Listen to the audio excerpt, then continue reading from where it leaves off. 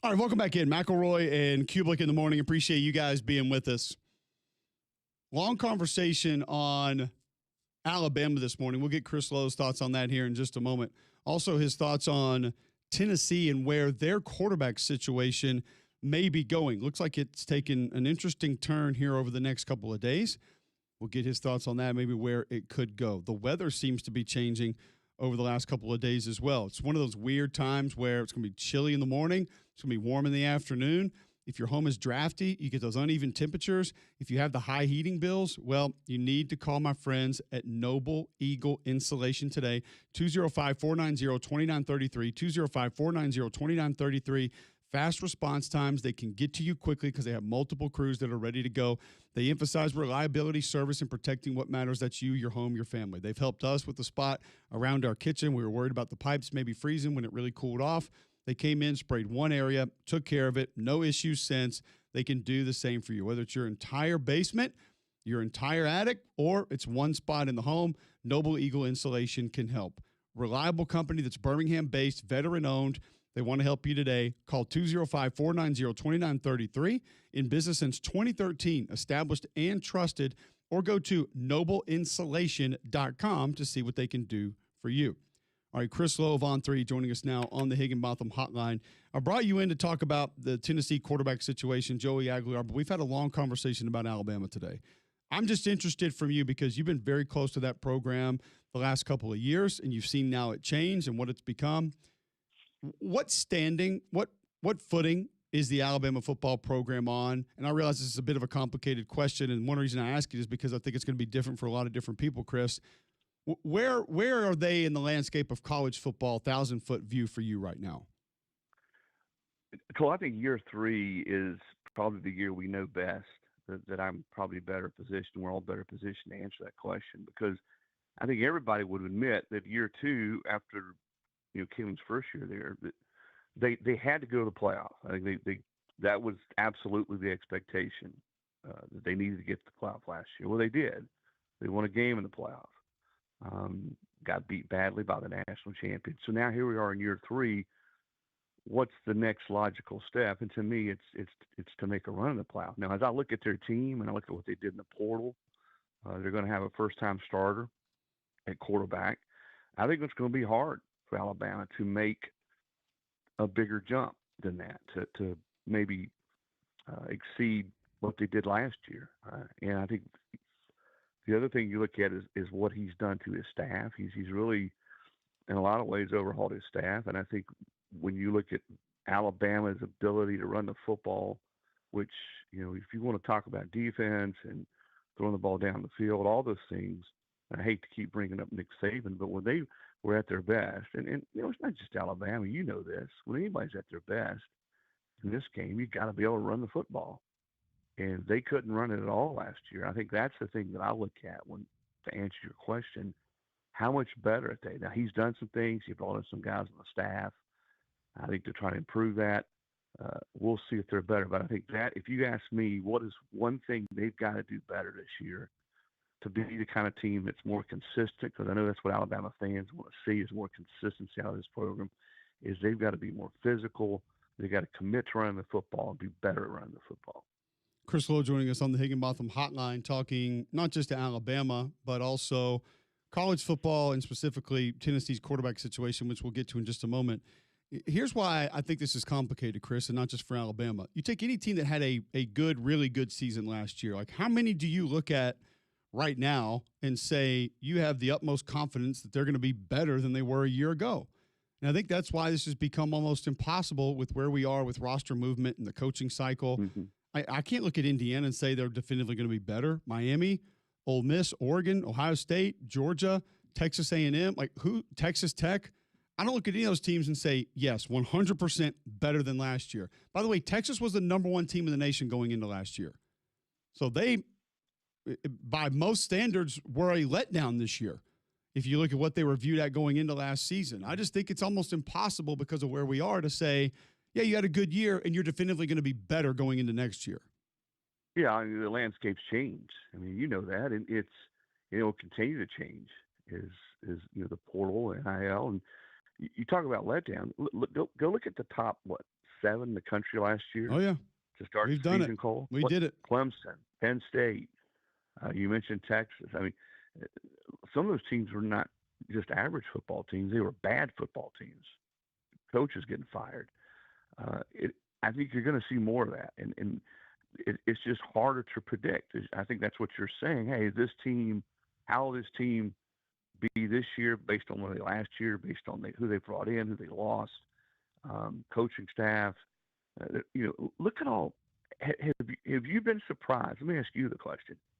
Look at all the coaches now that are leaving college football to go to the pros.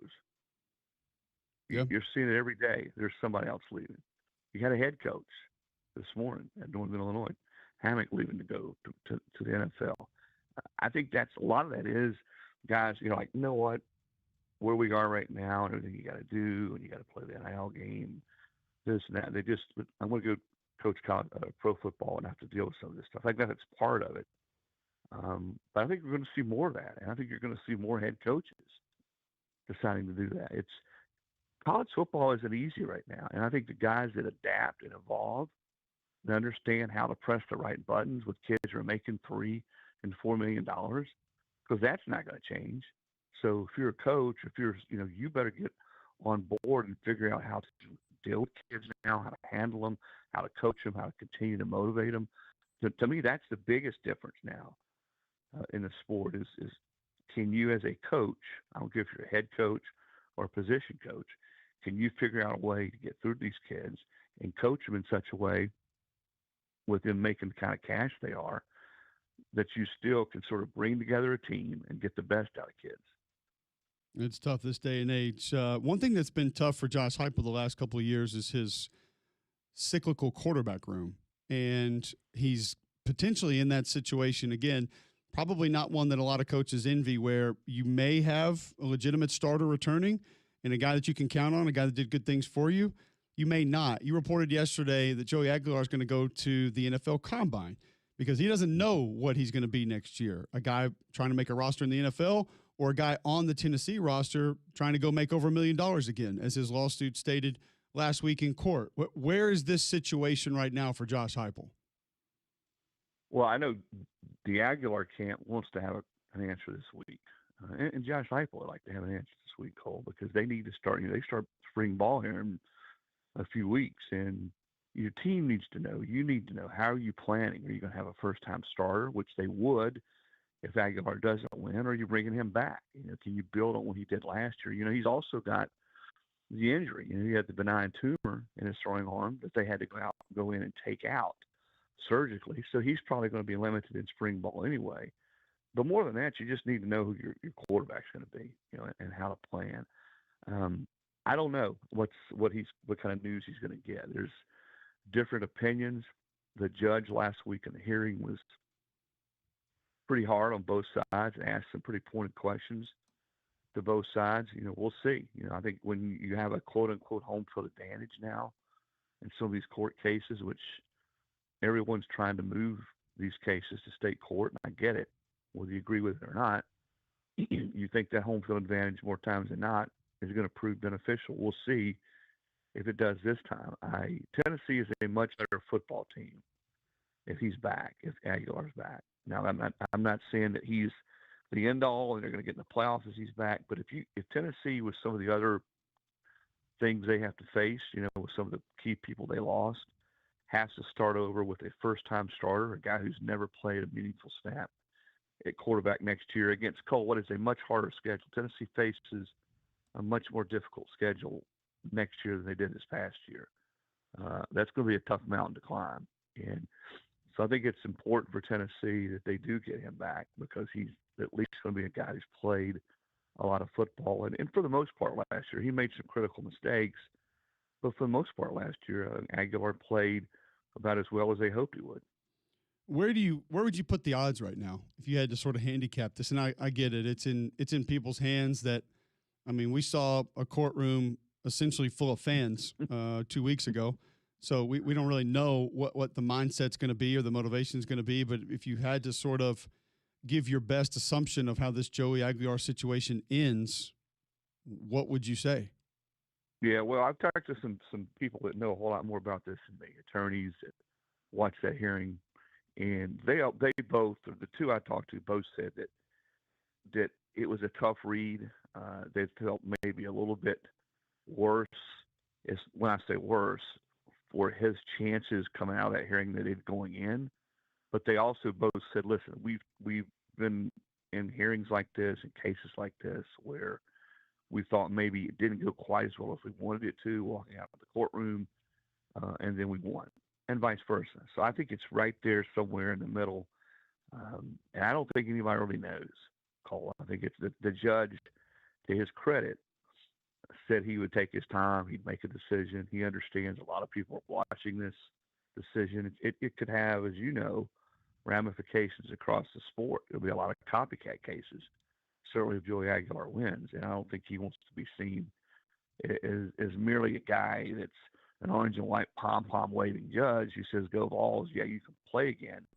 He wants to get it right. And here's the other thing too: is no judge wants to make a ruling and have it overturned.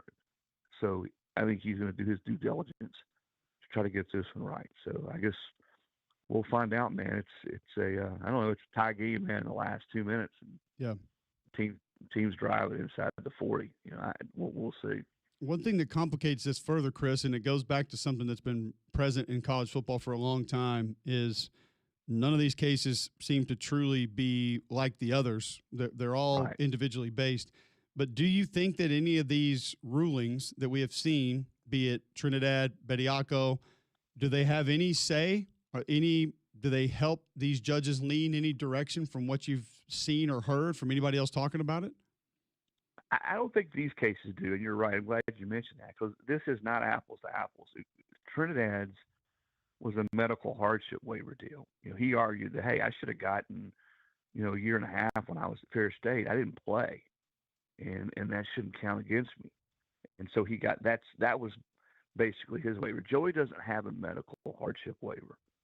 His is simply what Pavia's was. And my junior college years shouldn't count against me. And he is looking to, and this is also different, he's actually looking to extend his eligibility window, which would be, in essence, an 8th year since he was out of high school. Now, he didn't play his first 2 years. He was at City College in San Francisco, didn't play the first year, COVID took the second. But this would actually be his 8th year, and he's looking to extend that window. So, yes, it is different. I don't think the other ones really do matter much in this one. It's the closest to Pavia. Pavia was a federal court deal. This is in state court. We'll see how much that matters. I just think this is sort of where we are, Cole. I think when guys with the gray area out there in the eligibility window, and let's be honest, there's been too many. Danny Wetzel wrote a really good column about this last week at ESPN. There's just probably been too many hardship waivers granted over the years. And I understand the reason for some of that. But now here we are because of that. And every kid, certainly if Aguilar wins, every kid who ever stepped foot on junior college campus or maybe even a D2 campus is going to sue going forward and try to win an extra year eligibility. Crazy to think about.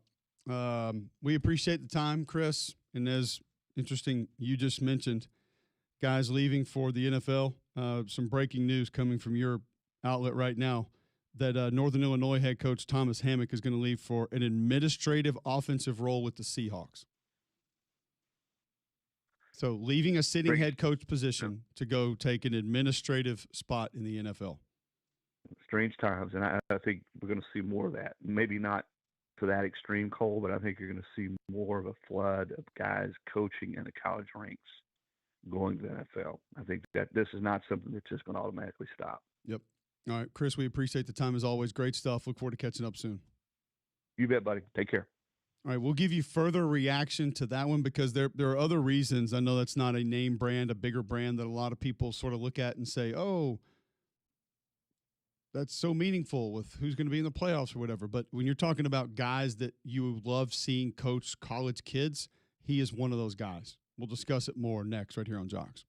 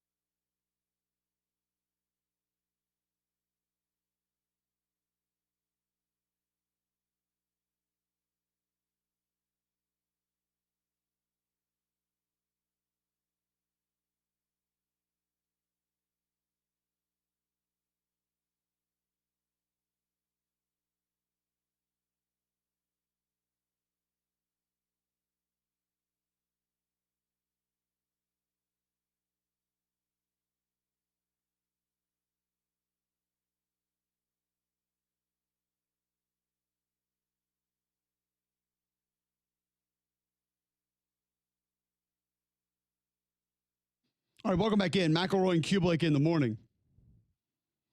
Russell Terry tweeting into the show, A&M just had arguably the best season in their history. How do you trend up from there?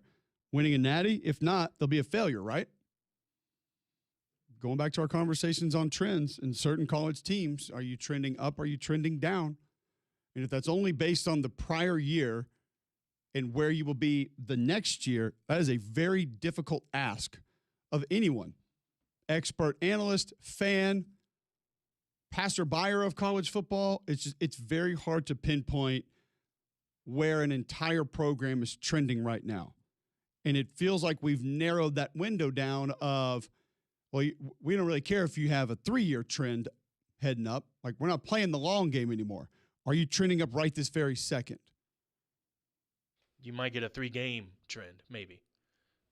Of which last year, a lot of people thought LSU was trending up. A lot of people thought Clemson was trending up. A lot of people thought Penn State was trending up. Remember Penn State's problem at this time last year? It was just, can James Franklin win the big one? Because if he, and the time may be here now, he's going to get it eventually. They're fine. Creative coordinator, experience at quarterback. Remember, that was the end-all be-all earlier. Mm-hmm. Had it. Didn't work. Just not it. So it's a great point. E. Robinson, let me finish that thought at Cole Cubelic at Vandy football was unranked going into the 2025 season. That was 2 years ago, but still. Not a lot of people knew about old Diego then. They trended down last year. In some ways. Yeah. Maybe didn't get the signature win, but still did some historic things that had never been done in the history of that program. They had 2 historic seasons back to back. But again, the 7 year ago us, Vanderbilt is absolutely trending up right now. You just had the 2, if not 2 of the 3 or 4 best seasons your program has ever had. You definitely had the 2 best years your program's had in this conference. Yeah. Not even debatable. But per the math, per the blueprint that was laid out earlier in the show, they can't be trending up. They didn't go get a transfer quarterback. They lost guys. They've had changes. And I don't know if the guys they brought in are just better than the guys they have. They do have a 5-star talent at quarterback. They do have one of the best running backs returning in college football. Maybe the best overall player in the SEC coming back. Piece of that offensive line going to be in place. So I don't think it's out of the realm of possibility. See, that's the one where I look at the scheme and the system and the coaches and their ability and say, you got to give some credence to them to be able to find a way to put some things together. Similar to DeBoer and Kane Womack and Ryan Grubb. I know people are mad at Ryan Grubb right now, but I think he's a pretty good coach. Pretty good coach just doesn't work anymore, though. Good coach doesn't work anymore all the time, every time. Used to feel like that worked every year. But now, 10 are trash. A lot of other variables involved. Go ask any sitting head coach right now this question. How much do you football every day? Seriously, how much do you do football every day? Now, a first-year head coach is going to be incrementally less than Kirby Smart. Like Dan Lanning is probably doing a lot more football every day than Alex Golish. Like Kirby Smart's probably doing a lot more football every day than John Summerall. Because they got a lot of regrouping, reorganizing, restructuring that they have to manage and handle that those other guys don't really have to worry about. Now, Lane Kiffin, I think, will be the outlier that I actually like to have a real honest answer to. Because I seriously don't know. He might be in there realistically grinding on tape and doing football like 8 hours a day.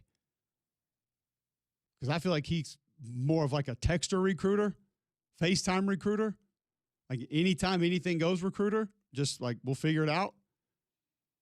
And that doesn't mean he doesn't work hard at it. I'm not saying that. But he feels like a guy that just kind of can't be away from a lot of football a lot of times. But he also has success recruiting. I mean, he's got Sam Levitt coming in. He's got Jordan Seaton coming in. Didn't LSU have a lot of talented guys coming in last year? It felt like it. Oh. Okay. for the folks that say you have to go get a guy in the portal that's better than what you have now, I'll ask this question. Do you also celebrate traditional recruiting rankings? Do you get excited when you get a 4-star, 5-star, Rivals 150, ESPN 300, On 3, Megastar Plus? Does that excite you? Because you're almost kind of working against yourself there. Because by saying, like the tweet that we read earlier, Alabama got better at no positions. What if Keelan Russell's better than Ty Simpson? What if Austin Mack is better than Ty Simpson? What if they're both better than Ty Simpson? And you doubled up, you're better. What if Ryan Williams is 2 years ago Ryan Williams? I realize that these are what ifs. They're not knowns, but I think that's kind of the picture that I'm trying to paint here is there are a lot more unknowns. But if you're also saying that you got to go get a guy that's better right now, like did we know day one Julio Jones was the best receiver option that Alabama had when he stepped on campus? I wasn't there. I don't really know the answer to that. I think a lot of people probably thought that, but you didn't know. Hell, he had never even stepped on the practice field. You couldn't know. There's no way.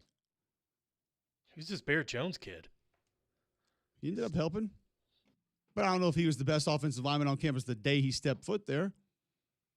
So if you got to go get a guy who's better now, that's proven now, that has that experience now, do you even want a traditional recruit? And why do you care about the star rankings? Why do you care about the recruiting rankings? Why do you care where they finished in the On3, ESPN, 24/7, other people who follow recruiting rankings, polls, lists, whatever they have? Why does it matter? Who cares? We're not going to have them anyway. No. We're just going to replace you with an old guy. Yeah. Because old is better, right? That's what we've been told. That's how Indiana got it. All right, before we finish this conversation quickly, this Thomas Hammock thing, I hate this, and I'm going to tell you why. Rob Harley, their defensive coordinator, is going to take over as interim head coach. Number one, I hate it for Northern Illinois because it's a tough time to do that. Yeah. Because what's the first thing that happens when a coach leaves? The portal opens. For 30 days. You know what they can't do is bring other guys in. Mm.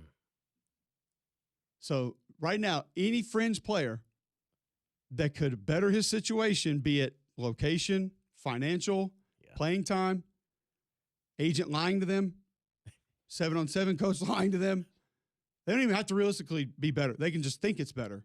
They're going to leave. Yeah. And they can't be replaced. Not this quick. At all. At all. No one can, unless they've graduated, they can't come in. Whew. So that's a tough spot in and of itself. The other thing is we've played some Thomas Hammock press conference clips on this show. I've had multiple games with him as the head coach. He is awesome. He is an awesome human. He is a guy that when you meet with him, you talk to him, you're around him, you're like, man, I'm glad he's coaching college football. Like, I'm glad that he has a chance to impact young people with what he does every day. So I hate the fact that he's leaving. Yeah. I'm happy for him, and I'm sure it's going to be a much better deal for him. Happy for him. I hate that he's leaving college football. Ironically, he was the one that said stay in college. He had a quote back right before the season started last year of him saying, like, I enjoyed my college experience. I didn't get a dime, but the lessons learned were more valuable than any money you could ever pay me.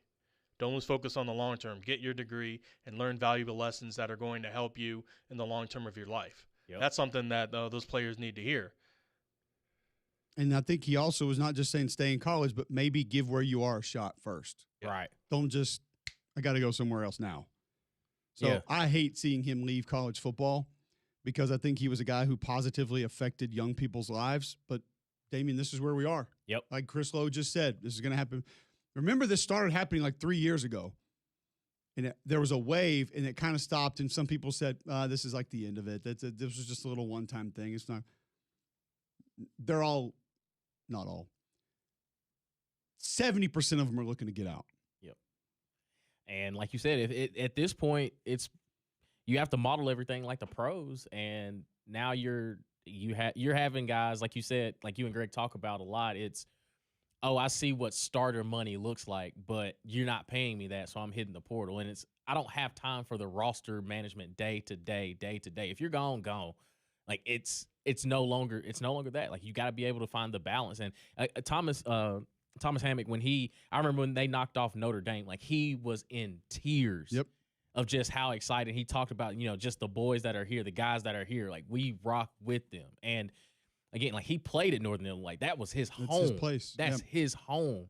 But just the nature of where college is now, again, you'll start seeing stuff like this. Like spring ball's about to open up here in a couple weeks for a lot of programs, and I mean, it's just we talk about the calendar of college football. It happens like this. It's tough. It's going to be tough. Yeah, it's wild. I mean, he grew up in New Jersey, then moved to Indiana, so then went right up the road to play his college football there, and has coached there for a long time. You mentioned the Notre Dame win.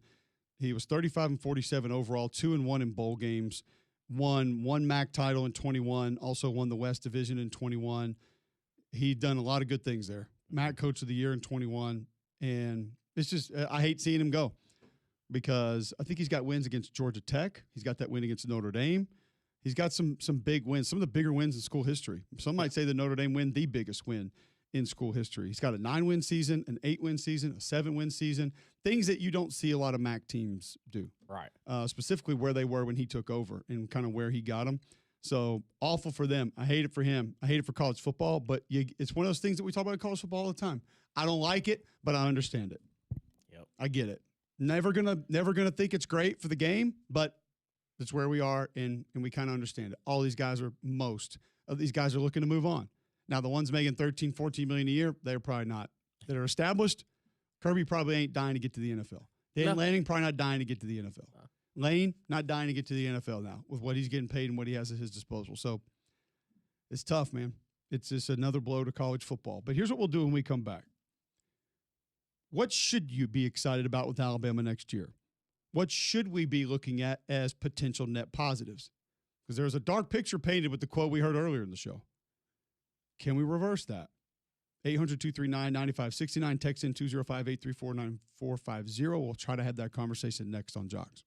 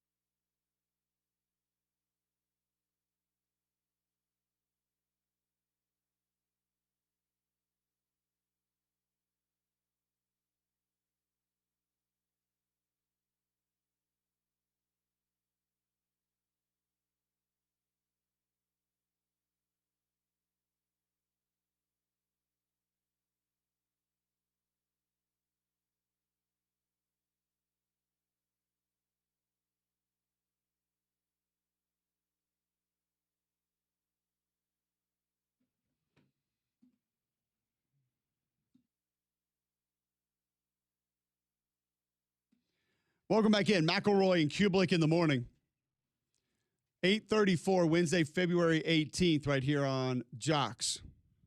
A lot of folks still chiming in on this topic. Brandon tweets in, Alabama's ahead in 2026 because it's not just hype, it's structure. NFL-style front office under Courtney Morgan, elite OL development. Loaded quarterback skill pipeline, renewed emphasis on the kicking game, plus margins. The Tide are being built like a pro roster again. Okay. Renewed emphasis on the kicking game. Who could we have on to explain that? Because I don't know. Was there not an emphasis before? Maybe. Were we getting guys that don't yell at their snappers? What is the difference? That's trending up. What is plus margins? Turnover margins, I guess. Maybe. But we haven't played, so. So it's 0. So you're even. You're right. Yeah, you can't. Not behind. Okay. Greg Hendricks tweets in, Ole Miss lost their OC, so how can anyone say they're trending up? If anything, it's a wait-and-see situation. I think that's all of this, basically. For sure. It's a fair description of all of this. I don't know how you can be extremely confident with anyone just being better than they were a year ago, unless you're talking about bad teams, right? In which you're not usually going to talk about them trending up or down because no one cares. Yeah. Some of this does have to do with where you finish, and it's going to be hard to go on and just do more the next year or do less the next year if you were bad. Royal Payne tweets in, Grubb's offense at Washington averaged 4.7 yards a carry and 4.3 yards a carry. Bama's yards per carry was awful last year. I think they'll get an O-line that fits their style with more athleticism, and that will help. I would, this whole like athleticism, lighter, whole thing, I think Ryan Grubb and Kalen DeBoer want good. Period. I don't think they care if you weigh 480 or 170. They just want good. And a lot of the guys on that line last year did not play good football consistently. Simple. And the ones who people think are really good didn't know which way to go a lot of the time.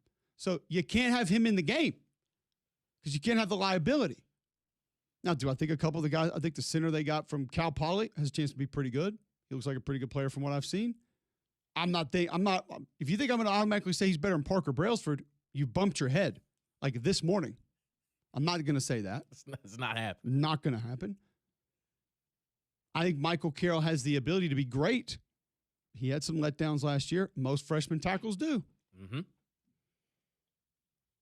You also at Washington had Dylan Johnson, who was an absolute freaking hammer. His helmet was literally made of cement. Like, did not care. Who was that guy for Alabama last year? Not a hammer. So, now, I will say this. Like, I love Jam Miller.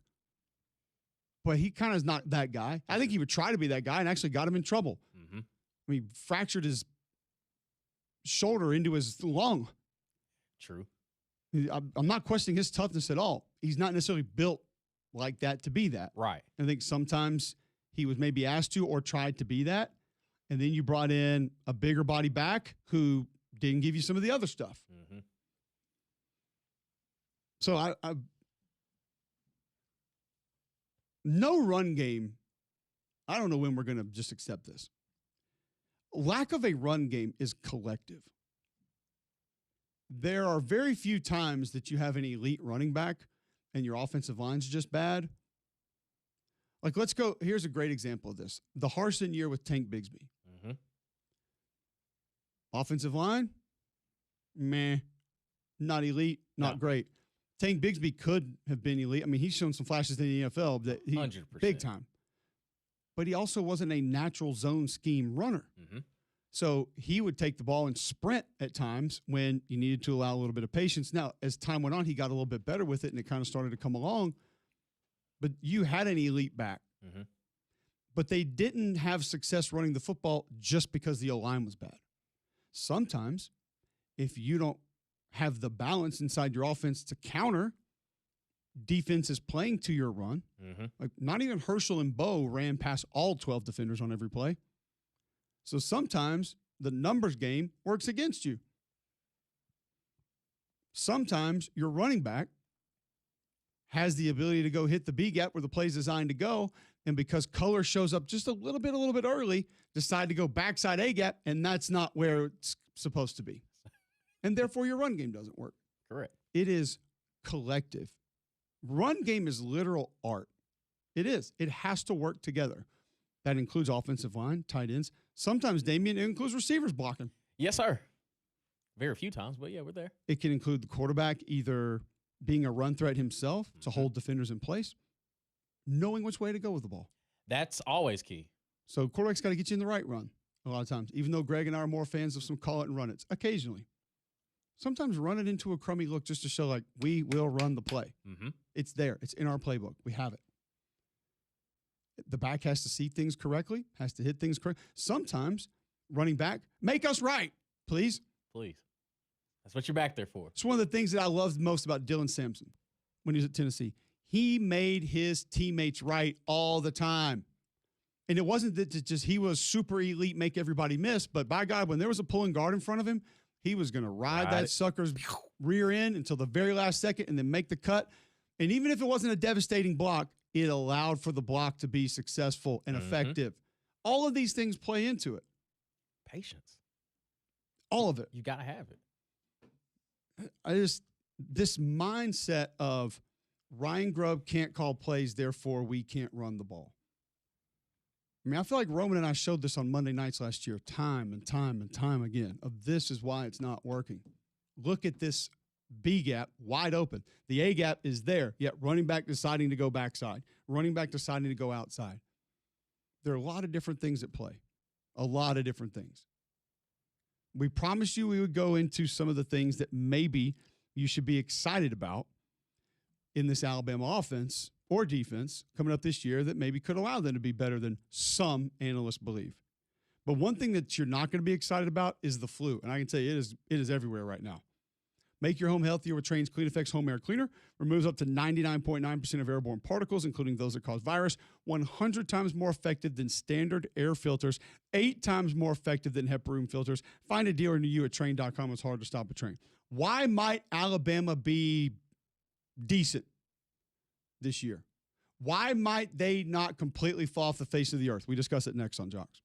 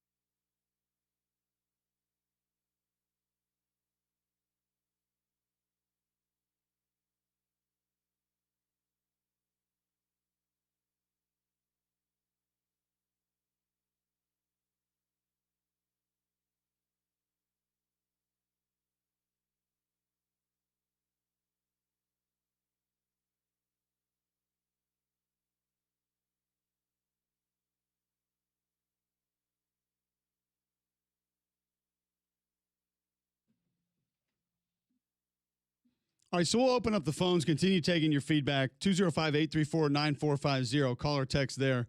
800-239-9569. Tweet in at Mac and Cube. Why might you be excited, feel good about, have positive vibes for Alabama this upcoming season? When you look at what that roster is, year 3 of the staff, why do you feel good about what they're going to have back? Now, I understand what's gone from the receiver position, but I think there's also an opportunity that it may not just go backwards. No, it was a pretty good group last year. Replacing Jeremy Bernard going to be close to impossible. That's both as a player and person in the building. But you go to the portal, you get a Noah Rogers. Kid is a pretty good player. You need Ryan Williams to get back to what he was 2 years ago. And I know for a fact that the staff was beyond excited about Latsier Brooks and what he may turn into. Mm-hmm. A legit burner that makes them very different when they're on offense. You got Rico Scott there, who maybe can help as well. So you got some weapons on the perimeter. What we have seen in limited action from Austin Mack and Keelan Russell, I think if you have a true quarterback battle, Damian, and one of those guys beats the other out, which means he's probably improved, and they both sat for a year behind a guy that did extremely well and can take parts of what he did and put into the game and then maybe add some athleticism or maybe even a little more ability throwing the football, there's reason to be confident about what quarterback could be at Alabama. We don't know. Right. But the ceiling, I feel like, has a chance to be higher than even what you had last year with Ty Simpson. Yeah. And like you said, the ability to call quarterback design runs. Like, I think the biggest issue I think a lot of people have with Kalen DeBoer, one, of course, is not because he's not Nick Saban, but I think what we saw at Washington and how explosive it was, Alabama fans immediately think that's going to happen at Alabama because, one, you have better players, but also defenses are better here in the SEC. Like, Ty Simpson's not Michael Penix Jr. Like, he hadn't played with him for 4 years. Like, it took some time to build it up. You don't have a Rome Odunze. Like, you have talent around there, but I think that the expectation was if it worked at Washington, how can it not work at Alabama? And it takes time. Well, it takes guys that an offensive line also won the Joe Moore Award, which be athletic, big, small, whatever. Mm-hmm. Like, they were good. Mm-hmm. Again, I go back to I think you'd probably rather have good than anything else. You remember where Mike Penix was drafted? Number 8 to the Falcons. Do you remember who was drafted 9th? Was it Bo Nix? It was Rome Odunze. Who you just mentioned. You remember who was drafted 20th in that draft? That was Troy Fatanu to the Steelers, offensive tackle from Washington. 37th in that draft, Jalen Polk from Washington to the Patriots. Yeah. And whether or not they've not exceeded what they've done in the NFL, the reality is these are guys from that team that were drafted at pretty high spots. The 62nd pick in that draft was Roger Rosengarten to the Ravens, tackle also from Washington. So multiple pieces off that offense.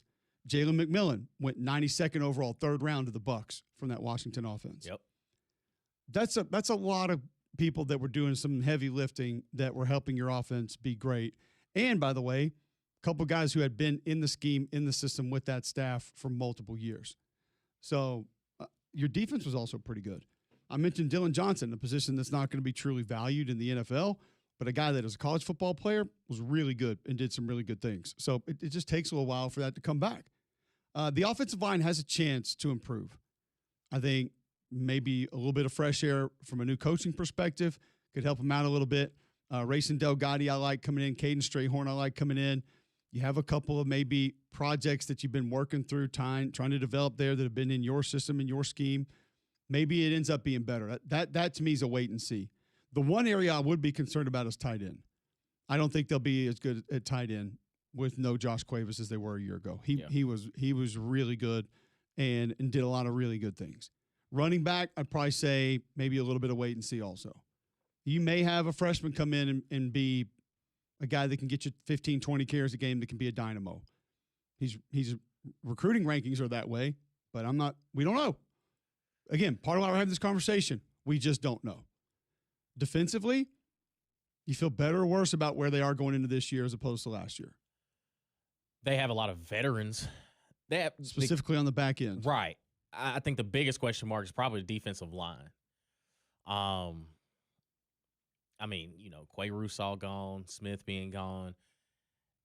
Again, we're done. I'm not going to say we're done, but you're not going to have the Quinnen Williams of the world just returning. Or maybe they may develop into that, but that style, the Jonathan Allens and things of such, like those days are over. So it's more of, okay, the backfield, the defensive backfield, like you feel confident because, again, you're returning Bray Hubbard, you're returning Keon Sapp, guys that have played a ton of football and have impactful plays.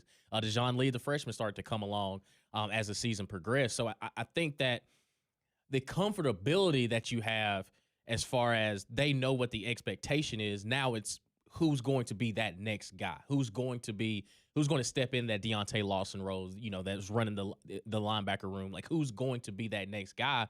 And you're banking on, okay, because they're playing at Alabama, you assume they're going to be on the upper echelon. But again, it's going to be a wait and see. It's hard to look at just the personnel right now and say more confident than I was a year ago. Mm-hmm. Like I think Terrence Green can help inside at defensive line, the kid from USC. I think he can be a good player. The Devin Tompkins kid from USC from Oregon. Devin Tompkins is from USC. I think you have a couple guys up front that may end up being linebacker, a little bit of a concern just because you knew what you had last year. And Jefferson could run like crazy, even though he did become a little bit of a problem for them last year in not getting to where they needed him to be. Deontay Lawson probably didn't have the year we thought he was going to have last year. So we were super excited about him, right? Even though coming off an injury, but didn't live up to that expectation. So I think QB Reese has a chance to turn into a really good player for them. I know they like Caleb Woodson from Virginia Tech a lot, a guy they think is going to be able to do different things for them. So I think Yanze Pierre could be the guy that we look at and say he's the one that's making a difference up front. You hate to lose some of the guys you did. LT Overton gave him good snaps. You mentioned Smith gave him good snaps. Tim Keenan obviously meant a lot inside, eating space, doing some different things. I thought Nakai Hill-Green towards the end of the year started showing some things that could have really helped down the road. He's gone. But London Simmons has showed me some good things. Body type inside with some athletic ability that can move around. He's someone that I think maybe midway through the season we could be looking at number 90 saying, now that's a dude that looks like an Alabama defensive lineman. Like that's the way it's supposed to look. But if you have your back end taken care of, what does that allow you to do up front? That everybody's doing. We can move more. Yep. We can stunt more. We can blitz more. We can line guys up in different places. So the inherent advantages come with different things. It's not just always, is he the best player in the nation at his position? Okay, we can play a lot of man coverage, therefore safeties can be closer to the line of scrimmage. We can be aggressive because we're going to be able to move up front because we have more guys to be able to make up more territory and play more grass. Therefore, we're good, able to do this. That makes it really hard for offenses to find their way when they call certain things. So it's a little bit of a give and take. It's a little bit of a what do you have in different spots that you're confident with. And there's a lot of guys on that back end that have played good football that could make how they operate. Remember, it was the LSU game that we came in here on Monday and I said, Greg, that defense moved more than I've seen them move all year. And then later on, I talked to Kane and he was like, absolutely, 100%. He's like, because our secondary is getting to the point now where we're allowed to be able to go do those things. So when you can do those things, you make life hard on people. And honestly, on defense, we've been talking about this shift. We've been talking about this change. I think it's all about just complicating things for people now. Like, that's why the aggressive nature of we don't care if you get an explosive play because you're going to get them anyway. Right. All the advantages lean offense. So you know what? We're going full attack mode, and we're going to see if you can manage it and handle it because a lot of teams can't. They just can't. And so, I think about just reflecting on the 2025 season. For as inconsistent or as frustrating as it was, kind of to your point this morning, you made the college football playoff. You won a playoff game. You ran across a buzzsaw that was the best team in college football. If you would, because you go back to the Florida State game, if you would have known that following Monday, like, hey, the team that just played that Saturday in Tallahassee is going to be in the college football playoff, people would have laughed at you. Because of how bad it looked. But you improved. Think about the month of October that they had to go through. Like, it was, to me, it wasn't as bad as people really thought it was. Now it ended poorly against, Georgia in the SEC championship, but again, you followed that up by going to Norman, Oklahoma, beating Oklahoma in a college football playoff, getting revenge on what they did to you in the regular season. Yeah. And you just ran into Indiana, the best team in college football. For the first time in a long time, there was a team that was just head and shoulders better than you, and you lost. 100%. It happens. Yeah, and it's now we look at it as, do we even think that matters? Because what we're hearing some people say about some of these teams, it doesn't matter that you went to the playoff the year before. But what's wild is teams who didn't go to the playoff the year before, we're just putting them in. Right. You're just there. When you had all the pieces to be there the prior year. Mm-hmm. Like if you look at it top to bottom, honestly, right now, top to bottom, and I realize Arch, game 1, game 11 were very different. I have complimented him and Gunnar Stockton and a couple other guys for what they did during the year more so than any other quarterback in college football, more so than Mendoza and Dante Moore. Like, they made great strides, more so than some of those other guys. What is that much better about Texas now than this time a year ago? Outside of extra quarterback experience, which I agree is important, but where are the other places that you look at and just say 100 times better, 10 times better, 5 times better? It's not the secondary. No. It's not the front 7. Nope. You lost Ethan Burke, Trey Moore, Anthony Hill. That can't just be better. It can't. The wait. Tight end going to be better? No. Running back going to be better. Is there a renewed emphasis on the kicking game like Alabama? Plus margins. Correct. I got to look into that during the break. Dan Hope will tell us if Ohio State is just going to be better next on Jocks.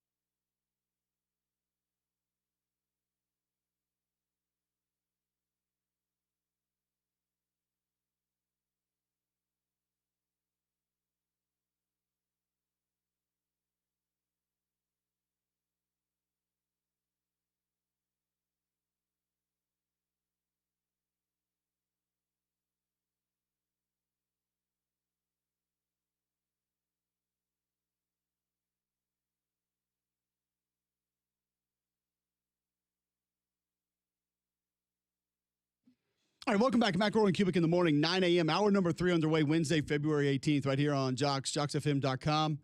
The app is in your app store, iPhone, Android. Download it for free. You can listen on the go. Watch us live on YouTube every day. Search Jocks945. Tell your home smart speaker to enable the Jock skill. So we've been talking a lot today about teams that are going to be better, teams that are going to be worse, who's trending up, who's trending down. I think an interesting conversation that we can continue to have along those lines is going to be about Ohio State, because a lot of people would look at it and say, well, yeah, you got your quarterback back. You're trending up. You got Jeremiah Smith. You're trending up. Some serious pieces gone. Oh, and by the way, had a pretty good year last year, even though some of the goals that they wanted to meet, that they thought they were going to meet, maybe didn't get there. Where are they trending? Is it an automatic up or down? Dan Hope joining us now on the Higginbotham hotline to discuss Ohio State. You can see his work at 11warriors.com, covers the Buckeyes. Dan, if you just said 1,000-foot view, Ohio State going into this season, you feel better, worse about them than you did this time a year ago? Yeah, it's a tough question because, I think, going into last year, this time a year ago, I wouldn't have guessed that Ohio State would have the best defense in the country because they were replacing 8 players who got selected in the NFL draft. And so that defense certainly outperformed my expectations and a lot of people's expectations. And, I think they're in a similar position going into this year where once again, they're going to be replacing 8 starters. So you think, you're losing Caleb Downs, Sonny Styles, Arvell Reese. You're going to take a step back, right? Caden McDonald.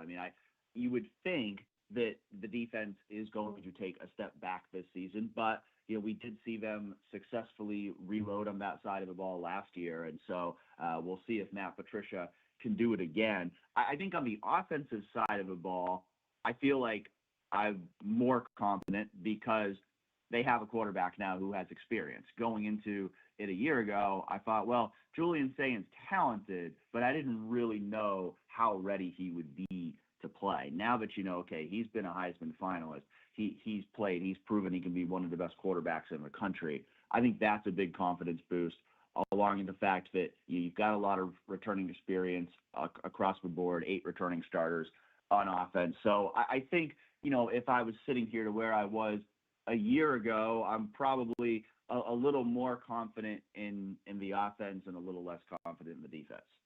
The reason we're having this conversation today, Dan, is just how difficult it is to really know. And look, and if this is a 5-year ago discussion of the program trending up or down, there's no denying that Ohio State's trending up. You're recruiting well. You're getting high-profile players through the portal. You've got a returning starting quarterback. You've got maybe the most dangerous player on offense in college football. You're like, hell yeah, man, it's up. But when you compare it to where they were a year ago, and then, like you said, some of the departures from this season, it's just impossible to say it's a definitive yes or no that they're going to be better or worse. But what do you put on maybe your bigger concerns about why they might not live up to where they were a season ago for this Ohio State team? Yeah, like you said, it's such a different time in college football now because it used to be like, oh, you lose all these players. Okay, who's the up-and-coming players who are going to replace them? Now you look at Ohio State's roster. You talked about all the guys they lost, but most of those positions they brought in someone from the transfer portal who's been a starter elsewhere to come in and play. So I don't look at it and say, oh, there's one like glaring position right now, or it's like, oh, I don't know if they have the players they need at that position. Like, I think you look at the roster as a pretty well balanced roster. I think probably my bigger question is just, especially on that defensive side of the ball, are they going to have the star power that they did a year ago? You had probably the best defensive player in college football for the last 2 years in Caleb Downs. You had 2 linebackers who are probably going to be top 15 draft picks in Arvell Reese and Sonny Styles. You had an elite nose tackle in Caden McDonald. I don't know, looking across the defense, if I see the players who are going to be that level of players for Ohio State this season. I think they have a lot of players who can be really good players, but you look across the board, there's not an obvious guy right now in that defense of like, that guy's going to be a first-round pick next year. So I think that would be my biggest question in terms of reloading is just, I think Matt Patricia is a phenomenal defensive coordinator. I think he proved that last year, but I don't know that he has quite that same level of top tier talent that he did a year ago, which could make the reload a little bit more challenging. It's interesting to think about kind of where things may be. You mentioned guys who make a difference on defense, and Dan Hope of 11warriors.com joining us on the Higginbotham Hotline. Follow him on Twitter at Dan_Hope. How would you describe, because I've tried to lay it out to our listeners and in other conversations, I think Caleb Downs is the most impactful player in college football when not making a play. And when I say that, I mean what he allows everything else around him to be or do. Where do you go next year not having a guy that does those things? Because some people may say, oh, only X amount of tackles or only X amount of interceptions. But it's what he allowed the defense to be more times than not that I think his true importance showed up. Where does the defense go without that this year as opposed to having that last year? Yeah, I think you have to be realistic and say you can't replace Caleb Downs with just one player. You can't just identify one player and say, this guy is going to do everything Caleb Downs did. You're going to have multiple players who can both do some of the things that Caleb Downs did and hope that in concert working together, they can fill that role. And I think you could see that with the way Ohio State approached the transfer portal by bringing in both Terry Moore from Duke and Earl Little Jr. from Florida State. Earl Little probably going to play that nickel spot. Terry Moore probably going to be the more direct replacement for Caleb Downs at free safety. But I think you look at those two guys' skill sets, each of them have some of the skills that Caleb Downs have, Terry Moore being more of that rangy free safety on the back end, Earl Little having more ability to make plays in the box. We saw Caleb Downs excel so much in both of those areas. I don't think you can expect either of those guys coming in to be Caleb Downs, but I think both of them are good enough with the things they can do, and then you pair them with Jalen McClain. I think Ohio State has a chance with those three guys together to have one of the best safety units in the country. I don't think they're going to have a unanimous All-American at safety like they did last year of Caleb Downs, but I think those three guys together still gives Ohio State the chance to be really, really good at safety. Where are Ohio State fans on the schedule when they came out and they saw what the Buckeyes are going to see this year? Yeah, it's tough. I think everybody agrees. It's a tough schedule, probably the toughest schedule we've seen for Ohio State in a long time. To have that non-conference game against Texas and then to have Indiana on the road, to have Oregon on the schedule, road game at USC. Obviously, you have a game against Michigan. You have a game against Iowa. I mean, you could argue that Ohio State got, other than itself, the other five best teams in the Big Ten all on its schedule. Plus, you have a preseason top five team in Texas. So I think, you think back to last year. I mean, I remember being on the show and we had the conversation going into the Miami game about Ohio State hadn't really faced that kind of speed. And obviously that got exposed there in the Cotton Bowl. I think the good news for Ohio State is that's not going to be a problem this year because there are a lot of elite teams on the schedule for Ohio State. So Ohio State's certainly going to get tested in the regular season this year. The question is, can they get through it to make the college football playoff? Because there's a lot of good teams on that schedule who are capable of beating Ohio State. We're visiting with Dan Hope. He covers the Ohio State Buckeyes for 11 Warriors. I'm interested in the coaching changes again. This is a staff that it's pretty impressive when you look at Ryan Day seeing some of the massive turnover, and not just by numbers, but maybe who that has been brought in and then been out. What do you make of, again, some shifting in the Ohio State coaching staff heading into this season and what difference it may make either one way or the other? Yeah, well, obviously the big hire for Ohio State is Arthur Smith coming from the NFL ranks to be the offensive coordinator, which I believe is a good hire. I mean, I think you think back to 2 years ago when Ohio State had Chip Kelly running the offense. The offense certainly performed better than it did last year with Brian Hartline calling the shots. And I think having someone who's been that play caller for a long time, who has experience coaching at the highest level of a game, I think that allows Ryan Day to really get back to being that CEO of a program and focus on being a head coach rather than running the offense. Whereas I think last year he went back to that more hands-on approach because of Brian Hartline being a first-time play caller. So I think bringing in Arthur Smith, I think, was a really good move for Ohio State that can give them what they needed in terms of an offensive coordinator.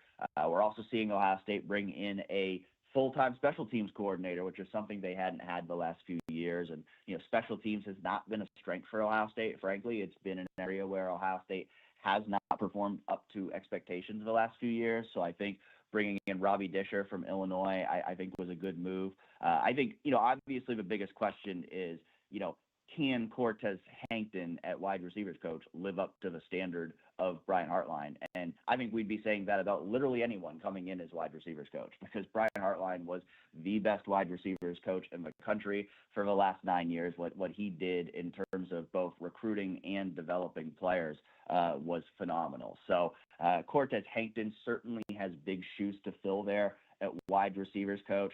I think mixed results for him in his previous stops at LSU and Georgia. So I think that's probably the biggest question among the coaching hires. But so far, there's been a lot of good feedback about, players and recruits really liking what they're hearing from him so far. Absolutely. Dan, great stuff, man. Appreciate the time. Thanks for getting us caught up on Ohio State, things happening with that team here in the offseason, giving us a little bit of a picture of kind of where they are as we inch toward 2026. We'll have you back soon, man. I appreciate it. Sounds good. Thanks for having me. There you go. Dan Hope of 11 Warriors joining us on the Higginbotham Hotline. Great stuff on Ohio State. Dangerous team. I don't think anybody would deny that. Some serious pieces that need to come together if they're going to be a national championship team.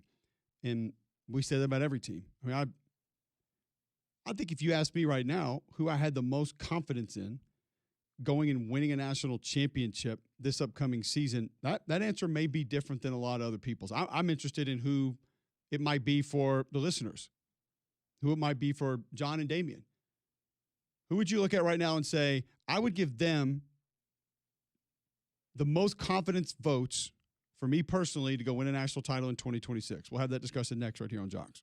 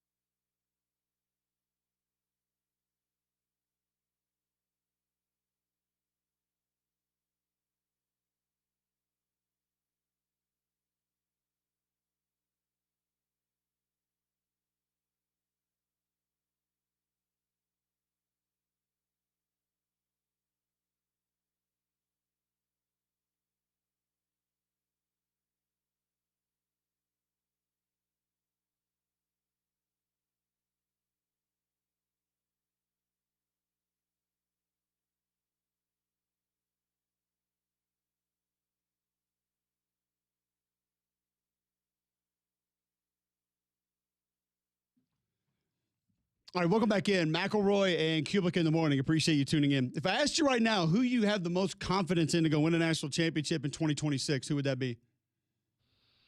I still think it's Ohio State for me. Dan obviously doing his job there. Yeah. 800-239-9569. You want to get in? 800-239-WJOX. Miami, Darian Mensah, Mark Fletcher. They're in the discussion. I considered them. Big pieces gone at the line of scrimmage on both sides of the ball. And let's also think about how Miami got in. Let's not forget that. You can't just completely elude the fact that they greatly maneuvered their way even into the college football playoff. They did. And had to go to College Station and win a game that was pretty weird for 3.5 quarters. No, they got it done. Not taking that away from them. Uh-huh. Great job. Ohio State, that schedule? Because now this is something that's got to be a part of this conversation. At Texas, at Iowa, at Indiana, at SC, at Nebraska. It's going to be tough. No, it isn't. It's going to be tough. That's not the one I'm worried about.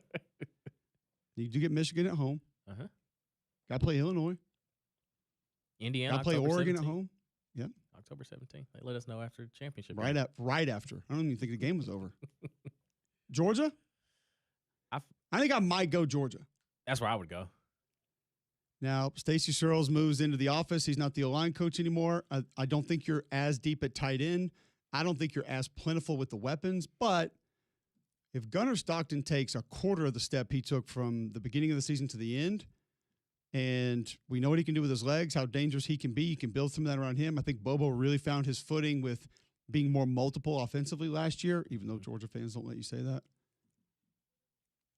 I just defensively, like, how scary are they, honestly? Right. They're going to be good no matter what. Yeah. But are they, holy hell, what are we going to do against them good? Right. But then we could probably, whose defense do we say that about? Just terrified. Like, whose defense are you truly scared of in college football?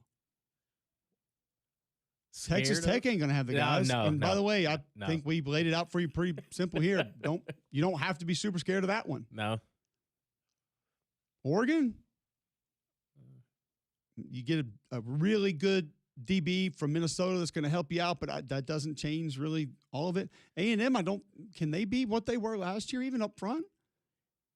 If they're close, I mean, I don't think they can. Like last year was, third and long, it was over. It was over. Notre Dame's defense is going to be solid, but I'm talking like super scary. Maybe if we're going scariest defense in college football, it's still Oklahoma. Yes. Like, that's the one that you probably look at more so than any other defense in the land and say, we got to figure something out. Right. How do we manage all of that? And by the way, a couple teams did last year. Alabama specifically in the second half. Yeah.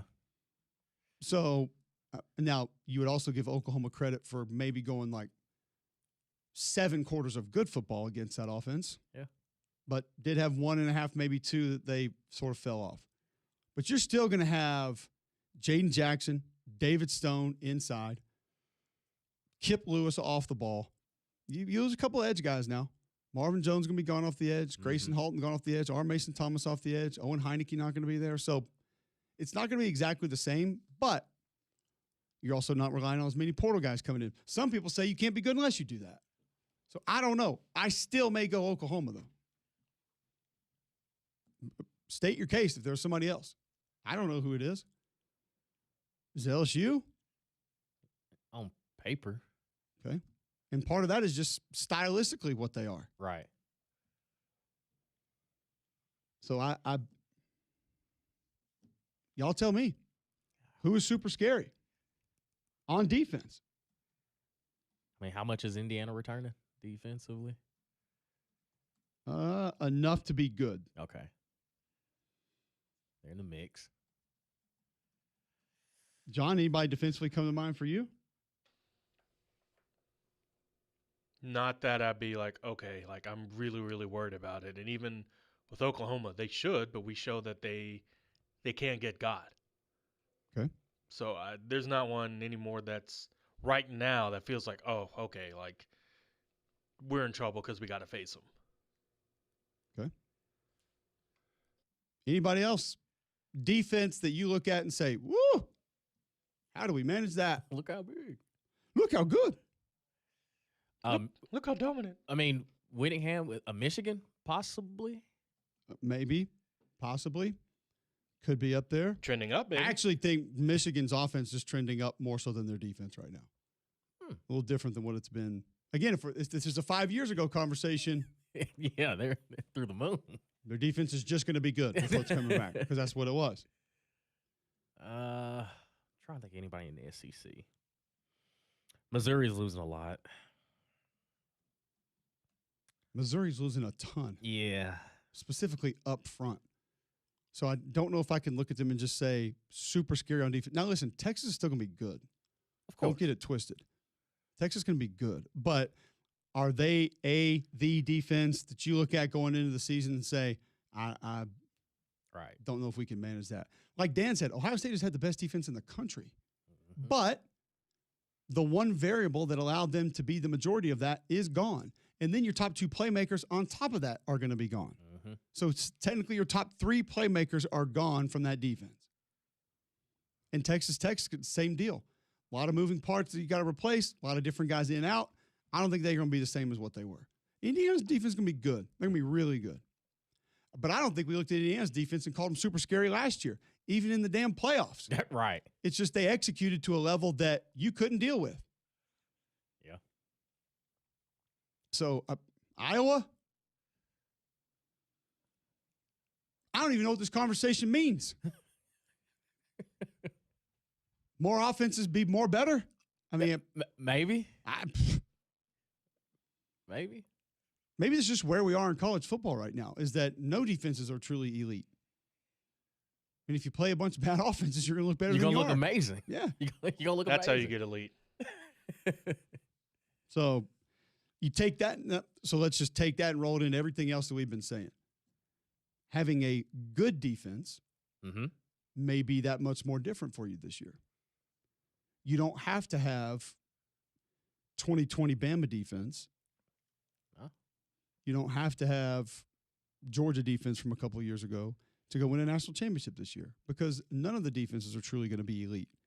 But if you could have an Ole Miss defense, an Oklahoma defense, a Indiana defense, what we think they're going to be this upcoming season, that may be enough if your offense can just move the ball at times. Right. It's almost that your offense just needs to be serviceable. Like, you don't have to go out there and average 40. You can give us 21 and the defense just play like they need to, that you feel pretty confident of how your team could potentially be. And kind of to your point, so like think of how Ole Miss was under Lane Kiffin early on. It was we will score 50, but we may give up 48. It was literally, can you get me a stop? Yeah, right. One. Just one. A singular stop, and we'll be okay. And you saw towards the back end in 2024, it was, okay, this defense is starting to get better. They still have a few leaks. And then 2025, it was, okay, yeah, this defense can actually win you. Like, this defense can win you football games. And then the offense, I guess you would say, started to take a step back in a sense because they weren't putting up Matt Corral numbers, but they weren't as explosive. They were still explosive, but it was, he actually leaned on the run game a little bit more. Trinidad Chambliss started to come into his own, where they ran into a style in Miami where they just couldn't withstand the time of possession, just ground and pound, time after time after time, and was still essentially one play away from being in the national championship. I will say this. I do like some of Ohio State's gets on defense. If you're talking about replenishing, replacing, I'm not going to automatically say better. So I don't know if this applies to certain discussions we've had today, but I like James Smith. Mm-hmm. I think he's a really good defensive lineman, heavy-handed. He can make plays when you allow him to move a little bit.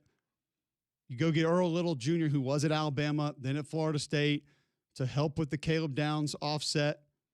And then you get Quay Russaw, who, when healthy, we've said for years now, he could be that twitch guy for Alabama off the edge. He could be the one that brings something a little bit different. Now, I haven't seen the tape on Dominic Kelly from Georgia as far as playing corner, but he's a corner that Georgia signed. Yeah. which the trends would lead to him being pretty good. Yeah. We don't know that yet, but and going back to last season, I know it kind of failed. It's because of how the season went. But Auburn's defense was one that was pretty good. really good. Yeah, right. So That's the flip side of what you were saying about Kiffin and Ole Miss. Like, can you get us a first down? Can you convert a single third down? please. Specifically A&M and Oklahoma games. Just one. Just convert one one. time That's all we need. so we can sit here for 7 more minutes of real time, not even game time. Like 7 more minutes of actual clock time. All it takes is one. Auburn That's lost it. the game 10-3 in 2025. Like in this day and age of college football, they lost the game 10-3. Like it's like if you're telling me defensively I can hold you to 10 points, then I gotta feel like I am You should be cooking. fine. You should. So that's why it's okay if their defense again. You don't have Keyron Crawford. You're losing Keldrick Fault. You got some pieces to be You got pretty some good. pieces. But let's sticking with Auburn here, having that discussion. How many games that Auburn played very good defense that you're referencing did they have an individual player or two take over the game? Would it be fair to say they won more with scheme than they did guys? Yeah. I would agree. Yeah. Now, having good guys helped you with the scheme, For sure. but more of what they did, I felt like, was because of how they lined up, how they executed things, and not just because Keyron Crawford was Alex Brown. Right. You know, Keyron Crawford was Quentin Williams. Keyron Crawford was Ndamukong Suh. Like, they didn't have that guy per se. I mean, we talked about Bobby Jameson Travis on the show more than we talked about a lot of other guys in their defense, and he's a D tackle that had, like, no stats. Yeah. But he's helping them do the other things.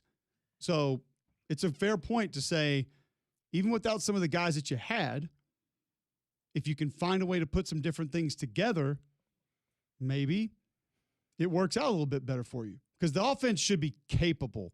Specifically, if we're doing this comparison game to last season, You're trending. it should be a lot more capable. You're trending up. By the way, they also lost the game 20-10. They also lost the game 24-17. They also lost the game 16-10. Yep. 27-20. So 24-16-20. They lost the game 23-17. 10-3. That's 5 games that you held your opponents to 24 points or less and you lost. If you want to go to 27, that would be 6 games that you held your opponents to 27 points or less.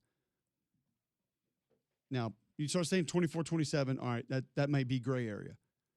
But you lost games giving up 16, Right. 20, 23, and 10. Right. And then one completely anomaly, 45-38 in a shootout, but you couldn't get a stop. Oh, right, yeah. Yeah, that was. You were your offense in that game, in which your offense was your defense. Yeah, 100%. Nobody knew what was happening in that game. But, hey, Cam Coleman had some diving catches. One hand catches too. Oh, yeah, Yeah. all of them. Spectacular. L. All right, back with more after this.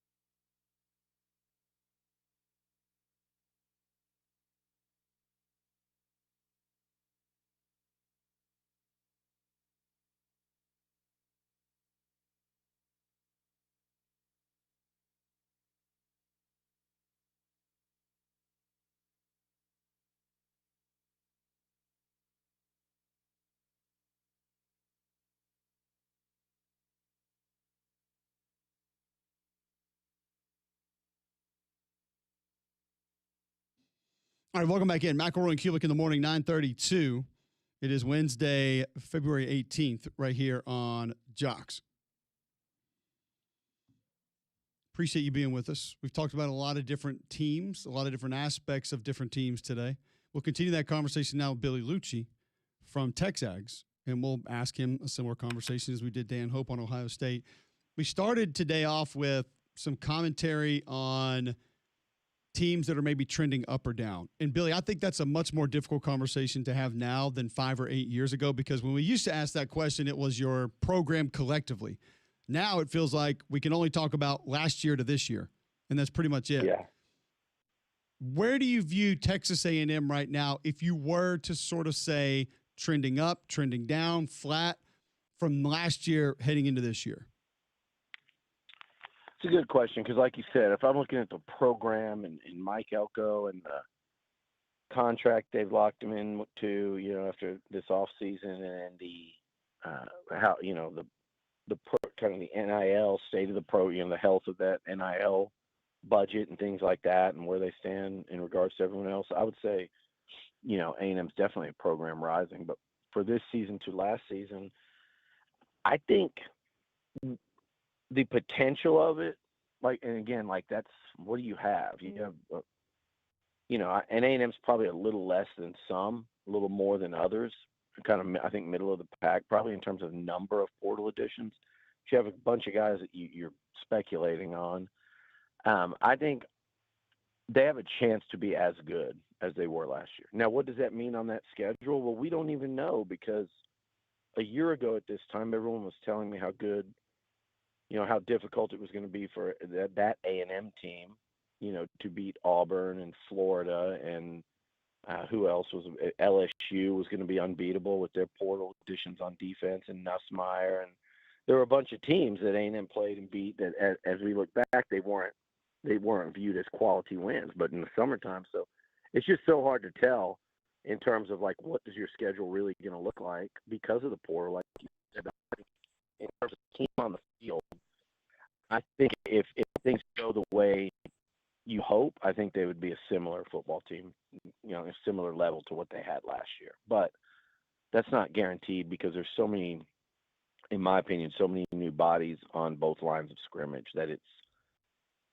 I don't say concerning, it's a question mark until it's not. You know what I mean? Yeah, that's what I look at with A&M is on the offensive line, specifically just the depth. I think the first 5 they throw out there have a chance to be pretty good, might be fine. But last year you were rotating guys in, and you think about the wear and tear that saved heading into the later portion of the season. You may not have that luxury this year. And then just guys who could flat out get it on defense. I mean, Cassius Howell, we know what he meant. We know what he could do. Albert Reed just eating guys up inside. Underrated. Very. I think 11 ate up a lot inside as well, caused problems.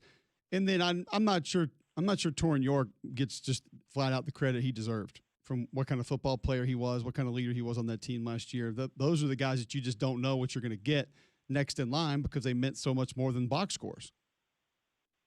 Yeah, I think especially with Torian, he meant more than box scores. I do think, Cole, when they ran into some of the bigger, more physical teams on the schedule, which they did, there was not like old school SEC they were playing last year. But when they ran into the teams that were just committed to running at them and running downhill, you look at Miami, you look at Texas, you look at Notre Dame. Those were games where York was really ineffective. But over the course of a season, which is what matters just as much, he was a vital component in that defense being what it was, in terms of making that jump. And it wasn't just because he was a veteran leader. Against a certain style of offense, he was a big-time playmaker for them as well. So, yeah, I agree with you. And on Yedem, I had a scout tell me just yesterday, said he's not getting out of the second day on 11 on the defensive line. So they lose some guys on both lines of scrimmage. They're going to probably have 4 O-linemen drafted. Now, Basantis will be the only one I think that goes fairly high, but they brought in 4 SEC guys that started. And you mentioned that depth. I think that'll be a key question mark on this team. The one thing thing Elko did do that I was impressed with is they went out and got 4 guys, but kind of so they don't have to do that next year to that level. They did manage to keep, in spite of a lot of push over the programs, they managed to keep, I think, every one of their second and third year linemen, guys that are going into year 2 and 3 on the offensive line. So that'll be the key, is how many of those guys develop, how many of those guys are ready to play. To either push out some of these portal guys 1 or 2 and start, or B, for that depth that you talked about where they can be trusted. So I keep an eye on a name like Robert Borden, the tackle. He's one that's turned heads. And then, guys like Blake Ivy, a third-year player. And then, I don't know, I would say probably Tyler Thomas is one that's physically the most ready out of that group in terms of just looks like he could be starting in the SEC right now. So those are some of the names, but they did keep hope for depth. It's just a matter of those guys going out and proving it. Absolutely. What do you make of some of Elko's comments on leadership in college football? What do you think ultimately his goal was, what he was trying to get to there? Oh, I think I'm talking to him a lot, off record, just friendly and football conversation. He's probably like most coaches, I would imagine, where it's just there's no guidance. The target moves every single day. No one, and I don't think that was him crying about like A&M's position in all of it. And I'm glad it didn't come off that way, because a lot of times when you do that, you lose the message. I think everyone knows A&M has, had a lot of success on the NIL front, but I just think he's talking about like it has made the job of being a head football coach, running a program, and it's unmanageable. It has made the sport like the Wild West. I mean, it's just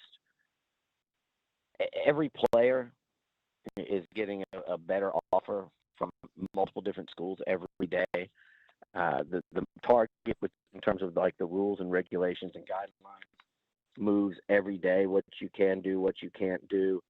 The enforcement arm has been next to nothing in terms of, people just they're going to do what they want. Now should we do what we want? And it's never ending. It's to me, I watch it and I hear about it, and I know you do too, all these stories where it's just escalation upon escalation.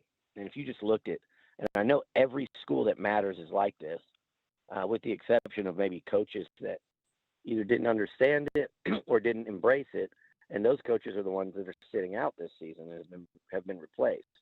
But I bet if you did a graph of escalation in NIL money, like let's say salary cap for every team, if it was real and you could accurately depict from 4 years ago to 3 to 2 this year and what it looks like for next year along that same trend, it's insane. It doesn't work. I know people think, well, it works in Texas and oil money. It'll work with, at Auburn because people are fired up about Golish. No, it will not. It cannot continue on the current trend. And I think so many of these coaches, if it wasn't for the money they're making, they would be like, I'm out. Elko's a younger coach. Is he 50 yet? But some of these coaches that are mid-upper 50s have been doing it for a while and have won enough. You're going to see them. I truly believe you're going to see them start going, yeah, this is too much for me. Let me go be a safeties coach for DC in the NFL. Just like Thomas Hammock just did, head coach at Northern Illinois, who was an awesome guy, awesome character, and all of a sudden he's going to the NFL for an administrative spot, which is just weird. He was the head coach at the place that he played. Yeah. I'm with you. I think a lot more is going to happen that way. Where's Marcel Reed in your mind as far as where he is as a college quarterback and where you think he can potentially go ultimately as a college quarterback? Yeah, Cole, I think where he can go is like take the best of Marcel that you saw in the last couple of years, especially last year, and just play that out and you know what I mean. Nobody has a great game 12 games out of 12. Hell, Mendoza didn't this year, but you know what I'm saying. He could be that guy every week, generally. That's the potential for him. I mean, he could be a Heisman finalist type of guy. He was on the fringe of that this year. I keep telling people that have gone so sour on him, I feel like, even in I say so sour. It's the Twitter yappers, but even in the fan base, and especially other fans, well, he did. Okay, he was a fringe Heisman contender through 10, 11 games last year. It's a body of work. It's an entire season. And I was saying before the Texas game, he needed to beat Texas on the road and play well and have the Aggies clinch an undefeated season, and then go into Atlanta and have a monster game against Georgia or Alabama. Had he done that, he would have been in New York. That's a big had he done that. Okay, and then so he didn't. No one was arguing he deserved that, but 2 weeks earlier it was on the table. So my point was, this dude was really good all year, and then against the two best defenses they played, he turned the ball over a lot. And really, if you go back, he was really good against LSU. He was incredible in the second half against South Carolina. But even if you include those two games, in the last 4 or 5, there was Missouri in between there. In the last 5 against SEC teams, he turned the ball over 10 times. So that's the negative. That's the, hey, this will hold him and the team back from getting back to that point, getting back to the playoffs, is if he doesn't fix the turnover thing. I think part of it is, I think part of it, I really do. Well, part of it will be Holman Wiggins and Joey Lynch. What can they do to take that part out of his game, or minimize it at least? I think the other part is, I truly believe, Cole, that the key to A&M's success next year, second to that line of scrimmage, is going to be, I really believe they need to let and encourage and design for Marcel to run more. And I know that's a lot of people want to go the other way with that sometimes with these quarterbacks, but let him run more. He's such a dangerous weapon mentally. If he drops back and doesn't see it, just go. Don't force it. Don't force the throw. Things like that. But I think if you look at Marcel Reed in 2024 and Marcel Reed in 2025, there was a night and day difference with him as a passer. He had some terrific passing games. And then if you look at the games he struggled throwing the ball, what were they? It was Texas, South Carolina. It was Miami. Bain, Messidor, Con Simmons, Dylan Stewart, right? And what was the other one? It was Auburn with another first-round rusher. They got to him 4 times that day. So clearly the pressure in his face, that causes problems for him, not only with the turnovers but the inaccuracy. And then I think a lot they've got to really work on him with zone defense. And again, I think running him more or giving him more of a green light just to say, go, negate some of that pressure, kind of put the pressure on them a little more. I think that's the key for him to kind of ascend and take that next step, because I'm just telling you, it's going to be another one of those seasons where everyone's going to talk about a lot of other quarterbacks, and they're going to criticize a lot of things about Marcel. And if you're going to do that, I would say, criticize. I don't want another season of hype of John McElroy of all season. I don't want people to ignore areas that Arch Manning needs to get better. And I'm not saying that Marcel's as good or better than either of those guys. He might be. I'm comparing him to Mateer last year, but all of these guys have flaws to me that people really need to dig into, including Marcel. And I think that's what so many people didn't do with this crop of quarterbacks last year, and it's why so many around the country, including myself, by the way, missed when we were trying to do preseason evaluate on this guy. So whether it's Sellers, whether it's Marcel, and I am including Arch in there, or Gunnar Stockton, or Mateer, I think these guys all are to varying degrees could be great quarterbacks, but still have a ways to go. So, and the other part about Marcel, Cole, is I did a deep dive because I was curious, him and a lot of these other quarterbacks mentioned, Chambliss and all these guys, Carson Beck, compared to common opponents, see how he did, and it was really just right there in the group, and there's a big glut of them. And Marcel's numbers, game to game, performance against the exact same defenses, were they stood up. I think the turnovers, though, if he can't change that, this team's going to step back because Marcel Cole needs to take a big step forward because what's the value of having a third-year starting quarterback that's not a game manager but is a playmaker if he's going to, make plays for the other team. So he's got to eliminate that to a degree, and I think he can be great. Billy, we appreciate the time, man. Always great stuff. Always a good conversation. Look forward to doing it again soon. Thanks, Cole. There you go. Billy Lucci joining us on the Higginbotham Hotline, talking Texas A&M and what that squad might look like this upcoming season. I feel like this is a conversation we're going to roll into tomorrow of just what do we think of them? What are they? What can they be? Are they going to be better, worse than last year? What does that mean? So on and so forth. Because it's been interesting just to hear different opinions on different teams, the hows and whys these clubs are going to get there. If you're wondering how your temperature in your home is going to get to where you want it and it's not getting there, you probably need to call Noble Eagle Insulation. You get fast response times. Crews can get to you quickly.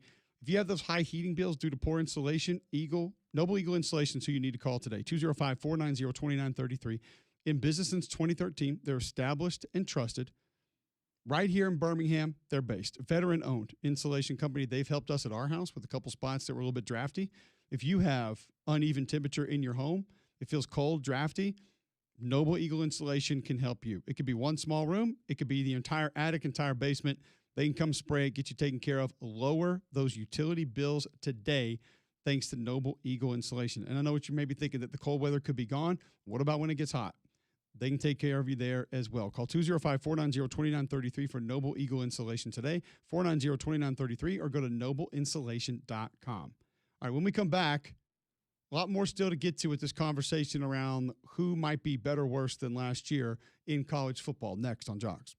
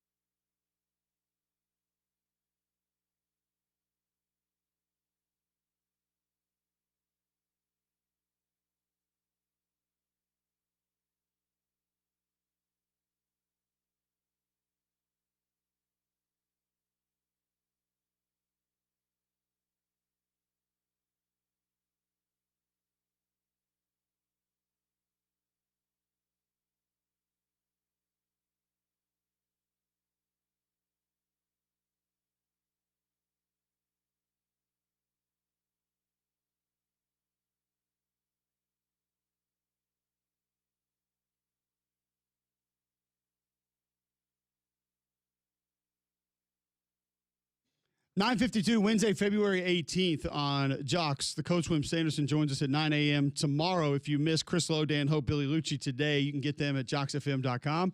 The app's in your app store. They have the links to go listen to the podcast of interviews and full segments there as well. So you can go grab those. A lot of different ways that you can tune in. Tell your home smart speaker to enable the Jock skill. We'll get to our bad box scores of the day here in just a moment. But first, if you're trying to get into a new home here in Birmingham, it needs to be Gusty Goulas and the Gusty Goulas Group. You probably ask why. Well, over 855-star Google reviews. Gusty Goulas invests thousands of dollars in the latest tools, social media, photographers, and more.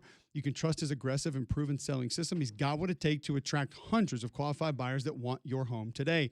The Gusty Goulas Group has been recognized both nationally and locally as Greater Birmingham, Alabama's #1 team in homes sold since 2012. And serve more than 3,000 buyers in the Birmingham area. Go to GustyGoolsGroup.com, Google it, or call 205-542-1996 today and start packing.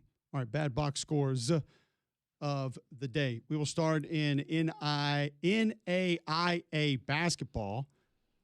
The Fort Lauderdale College. The Breakers. No. Sharks. Eagles. They just went down to the Florida Memorial College. The Deadites. No, they're the Generals. Lions. Lions get to 15-8. Eagles go to 6-16. Ooh. Okay. The game last night, 112-42. Wow. Your score at the end of one, 28-5. Uh-huh. Okay. Your score at the half, 58-19. Not getting better. Fort Lauderdale shot the ball 55 times. And they made? 11. Ugh. They did put up 12 threes. And they made at least 3. Just 2. Just 2. Only, of course. Only 2 of those. Now, they were 18 of 29 from the free throw line. They got fouled. Oh, so they were aggressive. Well, to an I would extent. say maybe Memorial was aggressive because they were the ones fouling them. Right. Yeah. Okay. Either way. Averagely aggressive. Only 28 turnovers in the game. Okay. Now, they were out-rebounded 48-28. Okay. That's I think they just. Florida they got Memorial tired. went 47-73, 4 of 10 from 3. The offensive rebounds for Fort Lauderdale, 11. Now, keep in mind, that was on 44 misses. Mm-hmm. Wow. Not exactly where you want it to be. Typical Florida. At least they didn't give up like the other school from yesterday. Take you to NAIA baseball. We have had St. Ambrose on the show in this segment before. They are the Titans. Angels. Bees. They just went down to the McPherson, Kansas Monarchs. Bearcats. Bulldogs. 22-2 yesterday. Whew. Run ruled. Full in 9. 6.5 innings. Oh. Okay. So it was a late pile on. They were out hit 18-4. Okay. St. Ambrose struck out 13 times in the game. Had 4 hits in the game.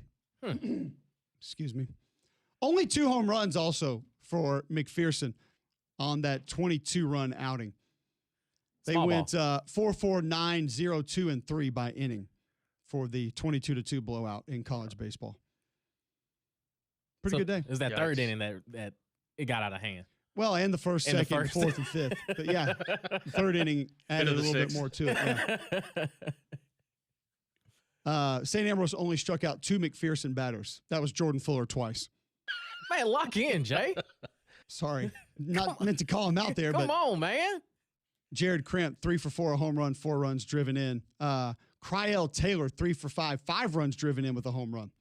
All right. So a pretty good day for the McPherson Bulldogs last night in our bad box scores of the day. We're back tomorrow. 3-man front is coming at you next, right here.